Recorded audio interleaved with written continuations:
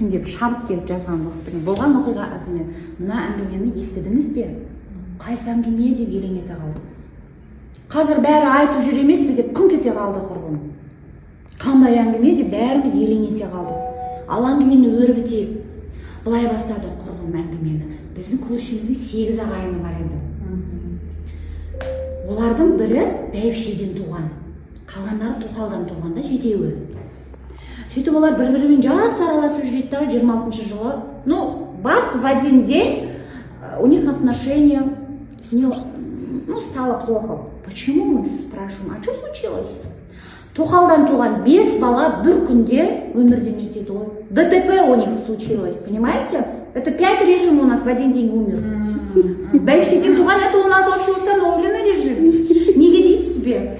Конечно, всем было плохо в один день потерять 5 человек от тоқала. Бірақ сол өмірден өткеннің біреуі сәл бақуатта тұрған ау деймін. Мұрасын тоқалдың ортаншы баласы Уәкеңе қалдырып кетіпті. Это розничный налог, который оставил все свои эти обороты, доходы, оставил в упрощенке в 26 году. Это, конечно, наследство, да, которое машина получил. Вот так. Уәкең бұрынғы бірге тұрған досымен араласпайтын болып ажырасып кетіпті. Это НДС-пен они развелись. Бір-бірін енді көре алмайтындай етіп жазалапты үлкендер. Екеуің енді араласпайсыңдар, все хватит. Осы күнге дейін араласқандарың жетер деп та. Өмірге жап-жас сәби келеді.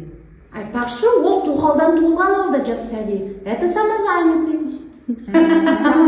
Бұлдырлап тілі шығып келе жатыр. Бірақ көпшілік тіліне түсінбей, шешендер мен көсемдерден аудармасын сұрап жүр.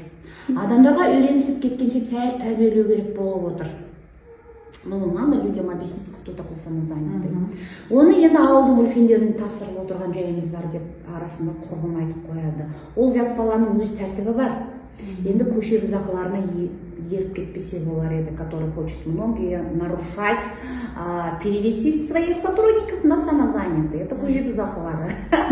Ол бала аяққа тұрып кеткенше бізге уақыт керек, шетінеп кетпесе болар еді деп уайымдап отырмыз. Чтобы не закрылось, как и патент. Тоқалдан туылғанда Сәкен самозанятый, Уәкең упрощенка, сол баяғы Шәкендер. Это шаруа қожалықта. Уәкең мұра алғасын өзгеріп кетіпті. Бұрынғыдай емес. Сәл танауы көкке көтерілген. Әрине байлық не істетпейді. 2 миллиард өзіне мұралық қалып алды ғой. Әрине өзгереді. Мен де болсам өзгеретін едім. Баяғыда тек қана 94 миллионмен жүретін едім. Мен де обороты миллиардқа өсті ғой. Конечно, наследство. Деп өзінше жаңағы байысының танауын көтеріп кеткен Уәкеңге ренжулі да құрбым. Және ол баяғыдан бір дос болып келе жатырған жаңағы өзінің адал досымен де араласып кетті, ажырасып кетті. Сөйтіп сөзінің әңгімесін бәйбішенің баласына бұрды. Бәйбішенің баласы Уәкеңмен араласпаймын, мен мүлдем оны көргім келмейді деп мүлдем ашуға мініп отыр. Ал сол кәдімгі кешегі шақалақ Шәкендермен аралас болып, даже оларды құдалыққа жіберемін деп отыр да. Ал Уәкең айтады, мен сені құдалыққа жібере алмаймын. Мен араласатын болсаң араласа бер, бірақ мен сені не замечаю. Да? Вычеты не берем. Сосын ба білмеймін, баяғы тоқалдың балаларының көбісі бәйбіше жаққа өтіп кетіпті да. Енді қайсың бәйбішенің баласы ақсүйек. Оның айтқаны болу керек. Дұрыс па? Әйтеуір күн көру керек қой. Сатқындар десейші деп қойып қыр. Мен үнсіз басымды шұғып тыңдап отырмын. Масқара ғой бұл әрине. Аралассам да құдалыққа бармайсың деп қасарысып отыр. Уәкең айтады, менің жазығым не деп шырпыр болуда да.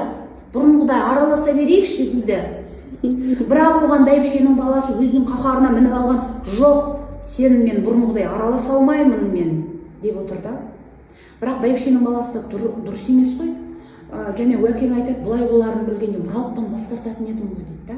Маған мұралық керек емес еді, баяғы досыммен араласып жүре беретін едім ғой дейді да. Енді бәйбішенің баласының дұрыс емес, қасқа Уәкеңді аяп кетеді екенсің да. Сөйтіп енді ойлап отырмыз, Уәкеңмен аралары суып кетпесе олар еді деп. Жаңағы упрощенкамен да. Айтпақшы, бәйбішенің баласының өзінің жағына өткендерге мынандай талап қойып отыр екен. 10 мың шақ жасайсың ба, менің үлкен қызым Нәдисаға үйленесің деп шарт қойып. Нәбиса дегеніміз МЕС. Нәбисамен өміріңнің соңына дейін бірге боласың. Ажыраса алмайсың. Сендерді де өлім ажыратады. Немесе тоқал жаққа өтесіңдер. Болмаса Нәбисамен өміріңнің соңына дейін боласың. Болды. Басқа айтар сөзім жоқ деп, ол да өзінің күшіне мініп отыр. Енді бұнысы тым артық. Бұл мәселенің барлығын ауыл ақылдастары Уәкең мен Бәйбіше баласын бұрынғыша араластырып, құдалыққа апаратын болса жақсы болар еді деп құрбым сөзін аяқтады.